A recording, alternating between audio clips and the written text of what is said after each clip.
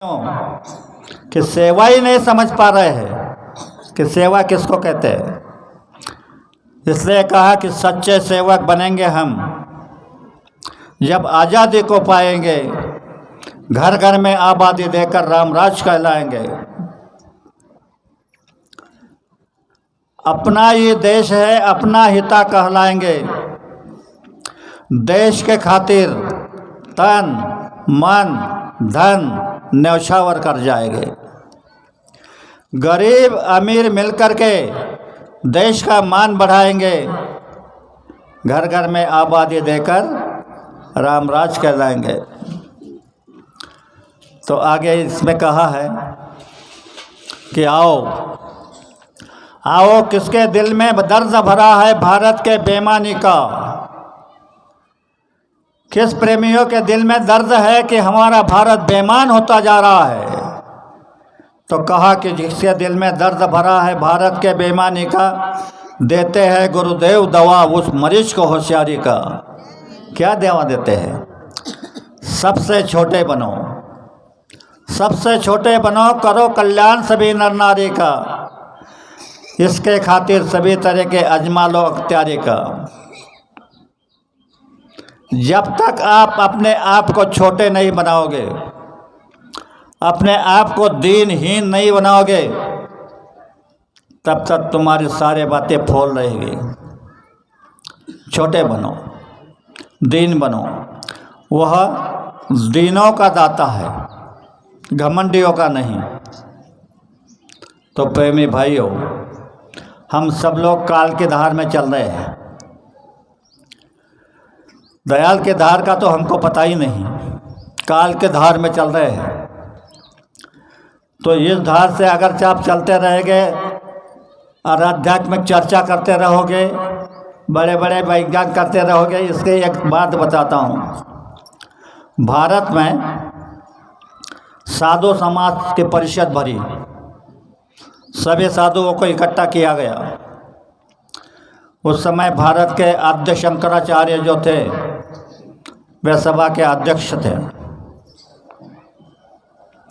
तो वहाँ पर सभी जिनको बुलाया गया था साधुओं को, वे स्टेज पर बैठे और शंकराचार्य पूछने लगे हर व्यक्ति से, तुम कौन सा वेद जानते हैं, तुम कौन सा वेद जानते हैं, तुम कौन सा वेद जानते हैं।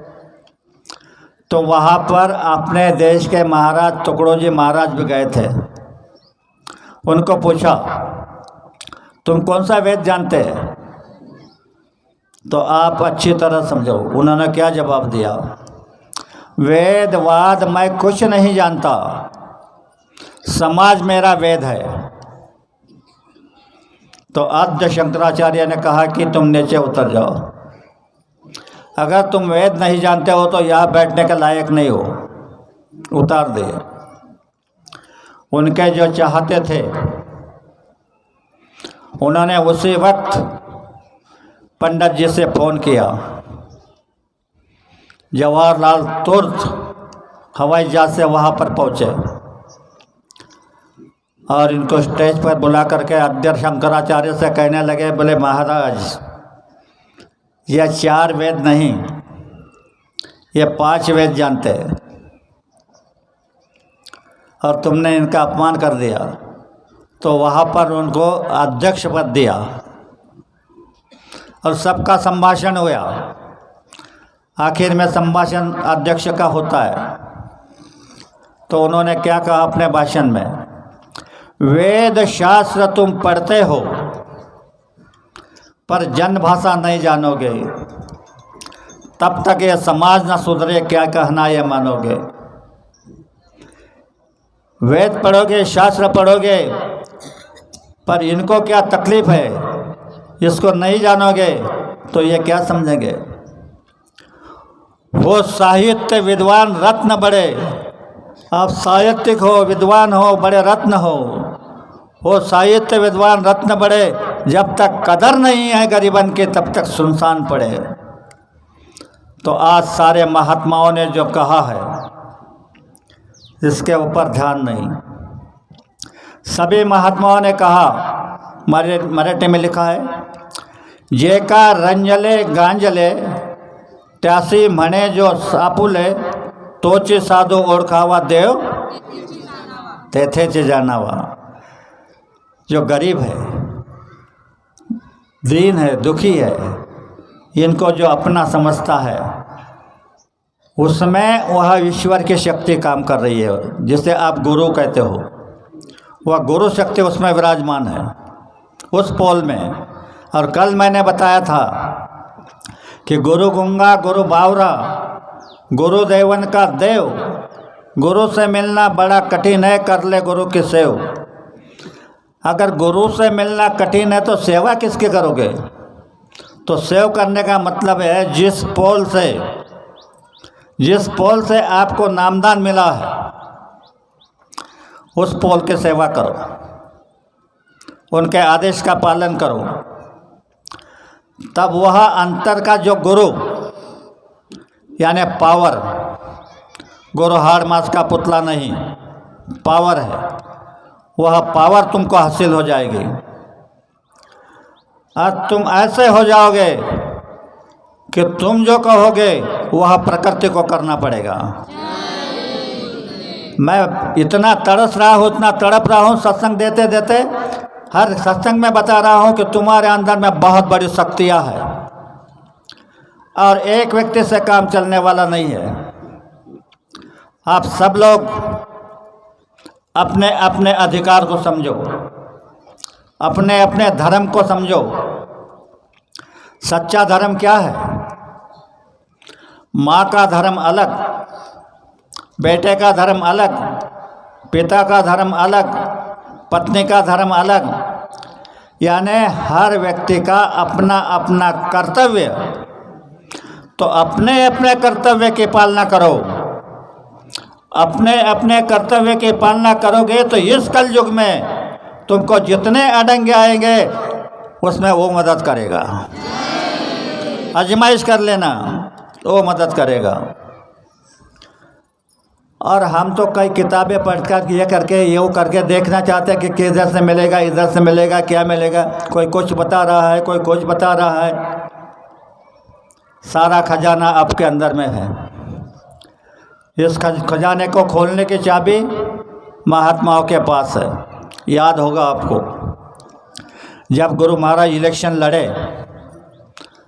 तो सारे जितने भी कैंडिडेट थे एक भी चुनकर नहीं आया। तो लोगों ने, प्रेमियों ने पूछा, सरकार निर्दयी आदमी होता है वो भी चुन के आता है और हमारे इसमें कोई चुन करके नहीं आया। तो स्वामी जी ने कहा, चुनने के लिए खड़ा नहीं किया था, तुमको दिखाने के लिए खड़ा किया था कि देखो एक राजकारण कैसा है। चुनने की चाबी तो महात्मा के पास है। बंद कर दिया तो बंद हो गई, खोल दिया तो खुल गई। तो यह सब जानकारी गुरु महाराज ने आपको दी है और आप भरम रहे हो।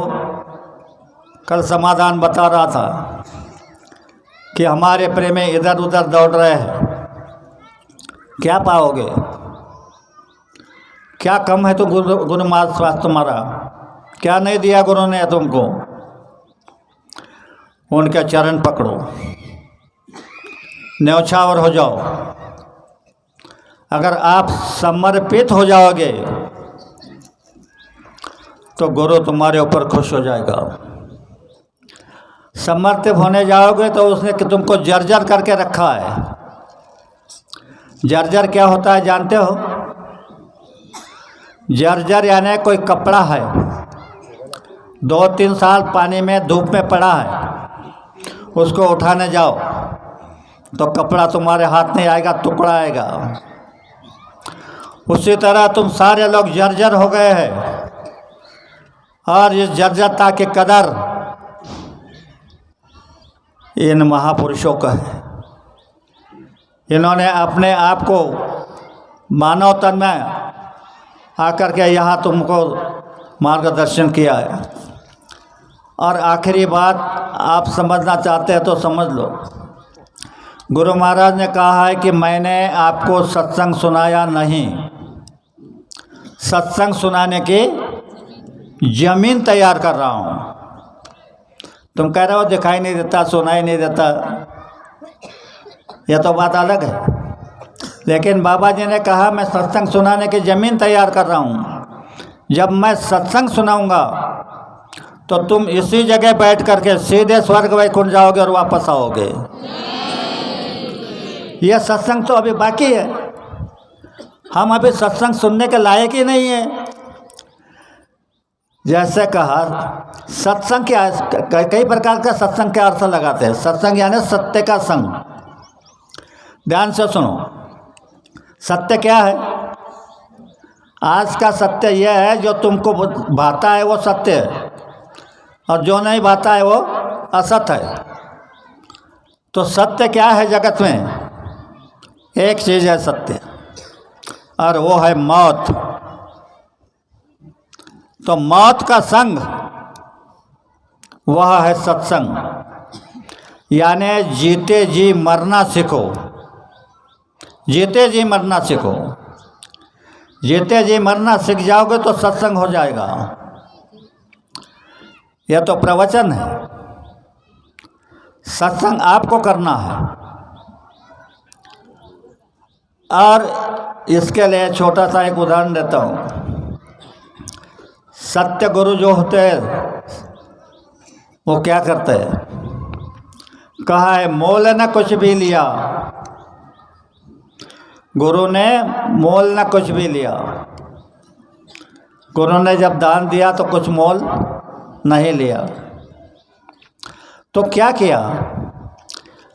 सब दुनिया की दौलत मैं हूँ, सब दुनिया की हिम्मत मैं हूँ, ये दिखाया किया। ये दिखाया कि सारी दुनिया की दौलत मैं हूँ, सारी दुनिया की हिम्मत मैं हूँ। ये दिखाया किया। गुरु ने मोल न कुछ भी लिया। आँख मूंद कर सूरज देखा। क्या बनाया गुरु ने? कैसे बनाया? आँख मूंद कर सूरज देखा, कान मूंद कर अनहद सीखा। जब आँख मूंद कर आप सूरज को देख लोगे और कान बंद करके अनहद सुन लोगे, तो कहा आँख मूंद कर सूरज देखा, कान मूंद कर अनहद सीखा, सोहंग में रंग गया। वो जो पार ब्रह्म का आवाज़ है उसमें रंग गए। तो हुआ क्या? वह स्थान ऐसा है, और वो आवाज़ जिसने सुना तो कहते हैं मन मोहन आत्मा की वाणी।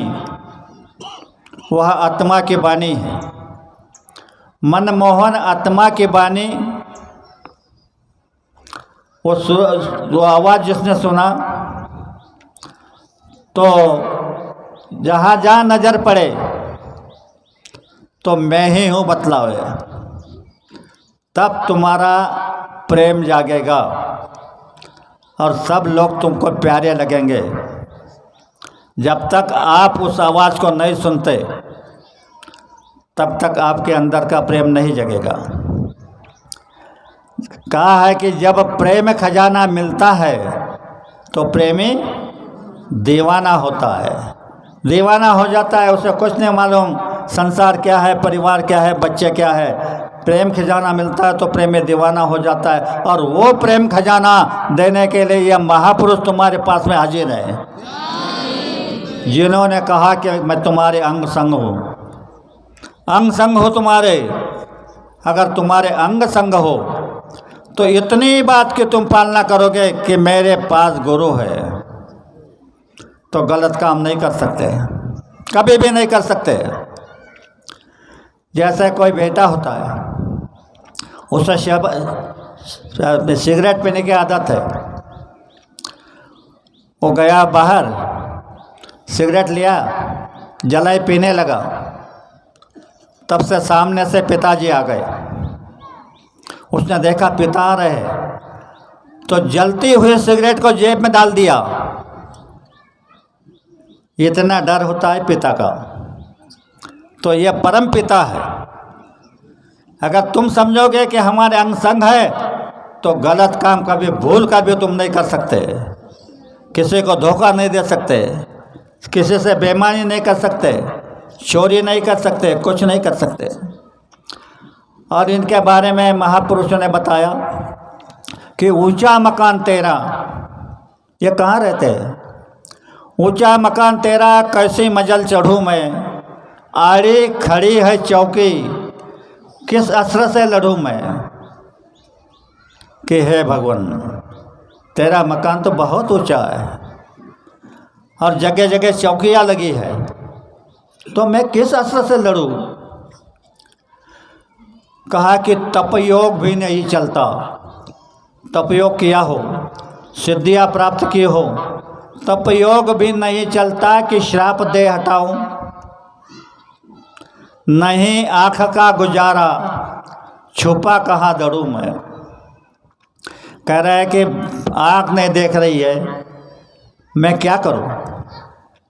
कहा चारों तरफ बंधा है किला उसी जगह में, उस स्थान पर चारों तरफ बंधा है किला उसी जगह में। नहीं पवन ताव मारे, हवा भी नहीं जा सकती। नहीं पवन ताव मारे, ले वृत्ति को उड़ूं मैं। इस बात को मैं आप थोड़ा समझाना चाहता हूँ। जहाँ हवा नहीं जा सकती, तो तुम जो इस भ्रम में हो कि हम सुमिरन कर रहे, ध्यान कर रहे, भजन कर रहे, तो हमारी ये पूंजी कहाँ गई। तो गुरु महाराज ने कहा कि तुम्हारी पूंजी में ऐसी जगह जमा करूँगा कि जहाँ हवा भी नहीं जा सकती है। और जब तुम्हें ज़रूरत पड़ेगी तो वो तुम्हारे दस्तखत से नहीं निकलेगी, मेरे दस्तखत से निकाल करके लगा दूंगा। इसलिए तुम बार बार कभी कभी कहते हैं कि मैं बाल बाल बच गया हूँ, गुरु की दया हो गई। तो ये कहा नहीं पवन ताव मारे, ले वृत्ति को उड़ूं मैं। तो वृत्ति को बदलने की ज़रूरत है।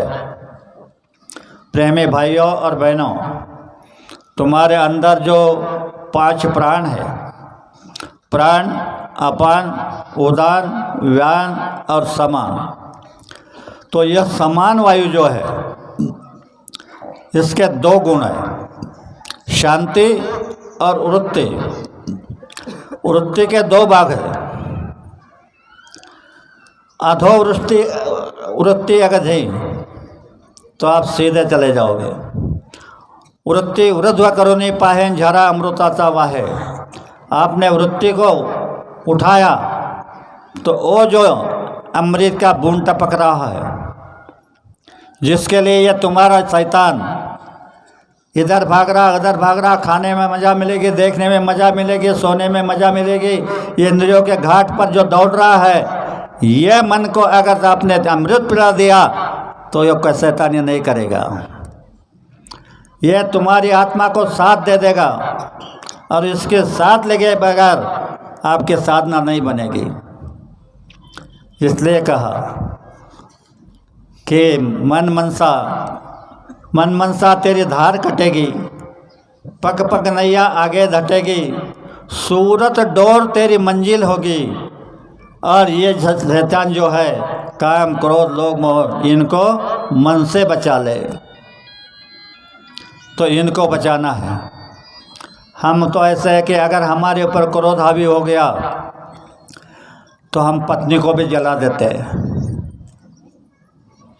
हमारे ऊपर लोभ हावी हो गया तो हम अपने पिता का भी अपमान कर देते हैं। तो क्या धर्म कहेगा? कैसे धर्म पे चलोगे? धर्म पे नहीं चल सकते। इसलिए एक ही बात करो कि जो तुम्हारे लिए आए हैं, उन्होंने वादा कर दिया